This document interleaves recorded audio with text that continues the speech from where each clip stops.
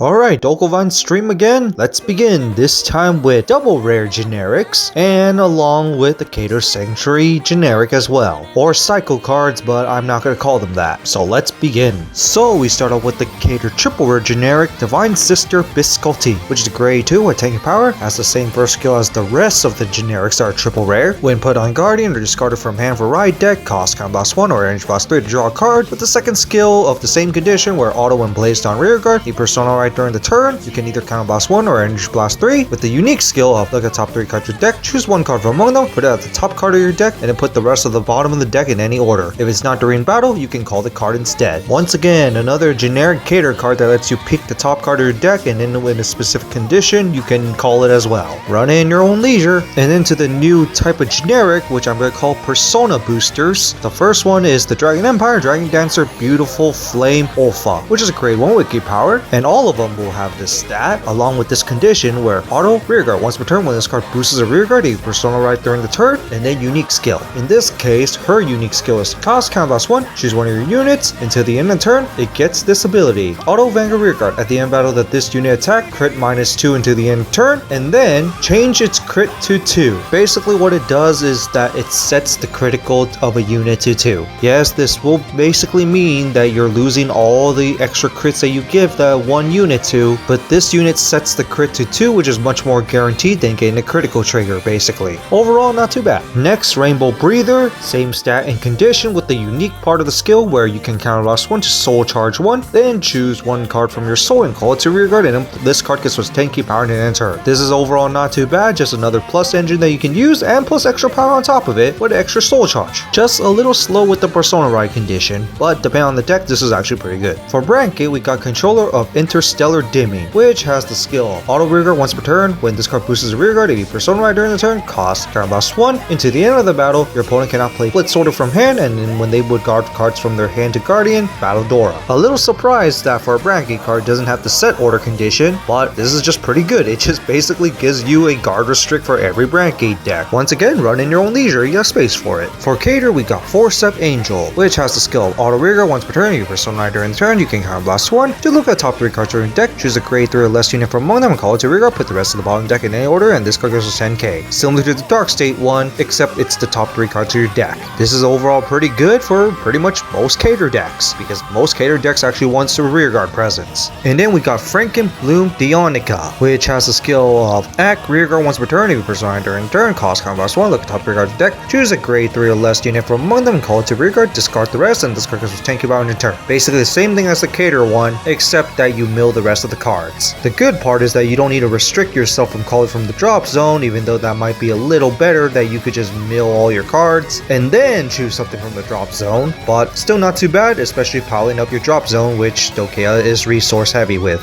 And then finally, Sharing Happiness Furina, which has the skill of auto rearguard. When this card boosts a rearguard, your persona during the turn, cost count blast 1, soul blast 1, choose one of your Vanguards, and it gets this ability. Count Vanguard, all your rearguards with 5k power until the end of the turn. At the end of the battle, put this unit to the bottom of the deck. Once again, Lyrical giving an ability to the Vanguard that benefits all the rearguards. This is just overall pretty good, especially on a mass power up board compared to many other units where it only gives 10k power to itself. So that's it for these reveals of the Keter Sanctuary generic, along with the double rare Persona Ride booster generics for all nations. What do you guys think about? Interesting that we got 2 different type of Persona Ride generics here, but I have to say they're not too bad. But on that, that's it for this, and see you all next time with next week with Direful Dolls for a Ride line.